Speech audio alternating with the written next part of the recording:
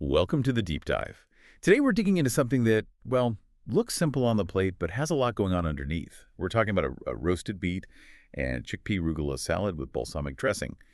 And for you, our listener, we're really pulling this recipe apart, looking at the ingredients, the cooking, the nutrition, uh, basically trying to understand what makes a dish like this work so well. It's about seeing how a simple meal becomes, balanced and vibrant. Yeah, it's actually fascinating. You take these pretty straightforward ingredients, put them together the right way, and you end up with something much, much more than just the individual parts. We'll look at how to make it, sure, but also why each bit matters. For taste, for how it nourishes you, it's about appreciating that thoughtful design behind a healthy meal. Okay, let's get into it then. This dish, roasted beet, chickpea, arugula salad with balsamic. I mean, even the name gives you a sense of it, right? Earthy, hearty, peppery, tangy. What's really happening there, culinarily speaking? What makes that mix click? Well, this salad is just a fantastic example of balance, really. It's built layer by layer. You've got that sweetness from the roasted beets, it's kind of your base note. Then the chickpeas bring in protein, fiber, make it substantial. And the arugula adds that peppery kick, cutting through everything. Plus, you have the feta for creaminess, the walnuts for crunch. It's all pulled together by that classic balsamic. It's really designed, I think, to be a complete meal in itself. Satisfying. That makes sense. Okay, let's spotlight the key players. First up, the beets. 4 medium beets, peeled, cubed. But the recipe stresses roasted. Why roasting? Why is that the crucial step here? Right, roasting. So putting them in a hot oven, 400 Fahrenheit, 200 C for like 25-30 minutes, that does something specific. It's not just about cooking them through. The heat starts the Maillard reaction, that browning process. It caramelizes the sugars, yeah, but it also creates all these complex, deeper flavors, sort of nutty, more intense. It transforms them from just earthy roots into something genuinely sweet and almost savory, much better in a salad than, say, boiled beets for most people. Okay, so it's flavor chemistry, basically. Oh. Interesting. Then the chickpeas. A whole can, rinsed. They'd feel like the workhorse here, don't they? Adding heft. They really are. And it's more than just texture, though that's part of it. Chickpeas are nutritional powerhouses, loads of plant-based protein, tons of fiber. And that fiber, it's got resistant starch, soluble fiber, things that help you feel full longer. They also help manage, your blood sugar response after eating. So, yeah, they definitely make the salad more substantial. It turns it from a side into a main. And the greens, 5 ounces of arugula. Yeah. Not just lettuce, specifically arugula. Yeah. Why? What's the magic of that peppery taste? Ah, the arugula. That's a really smart choice, I think. That peppery quality comes from compounds called glucosinolates, isothiocyanates specifically. It's not just a mild background taste. It actively cuts through the sweetness of the beets and the richness of the dressing. It adds this bright, refreshing note, keeps the whole thing lively, prevents it from feeling too heavy. Plus, arugula is packed with nutrients too, like vitamin K. It's doing more than one job here. Okay, and then the finishing touches. A quarter cup each of feta and walnuts. Small amounts, but sound important. Oh, absolutely crucial. These are for texture and that final flavor punch. The feta gives you that salty, tangy creaminess. It contrasts beautifully with the sweet beets. And the walnuts, they bring the crunch, which is so important in a salad, I feel. Plus, you get healthy fats, those omega-3s. Take those away, and the salad would feel, well, a bit flat, less exciting to eat. Right. And finally, the dressing. Sounds simple. Olive oil, balsamic, honey, Dijon, salt, pepper.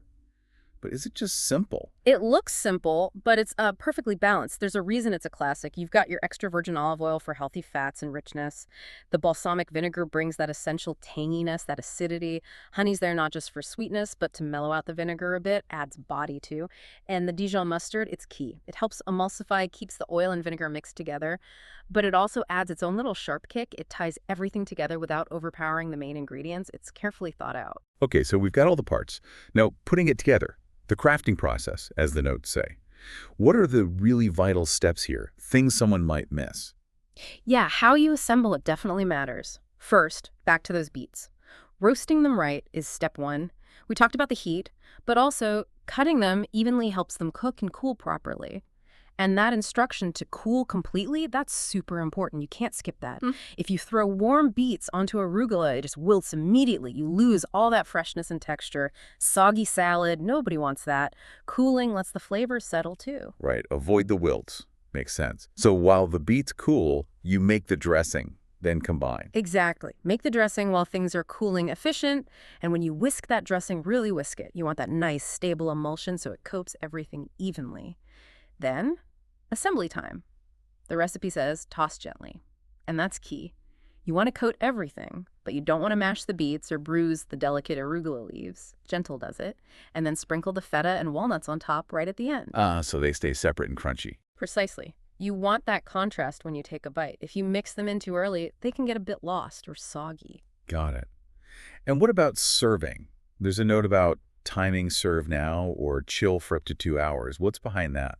That's an interesting little detail, isn't it? Serving it right away gives you maximum crispness, especially from the arugula, but chilling it for a short time, maybe an hour or two, it lets the flavors meld a little more. The dressing kind of soaks into the beets and chickpeas just slightly, can make it taste more integrated, harmonious. But yeah, you don't want to leave it much longer than 2 hours or the arugula will start to wilt. It's finding that sweet spot. Okay, interesting balance there between freshness and flavor melding. So let's step back and look at the nutrition. We've touched on it, but let's get specific for you, the listener.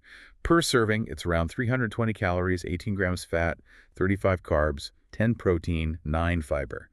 What should someone take away from those numbers, especially the protein and fiber? Well, those protein and fiber numbers, 10 grams and 9 grams, are pretty significant for a salad. We talked about satiety, feeling full. That combo really delivers. But it's also about how your body processes the energy. The fiber, especially from the chickpeas, slows down how quickly you absorb the sugars from the carbs, so you avoid that quick spike and crash in blood sugar. You get more steady, sustained energy. That's really beneficial. And the fat. 18 grams might sound high to some people. Yeah, it's a good point to address, but you have to look at where the fat comes from.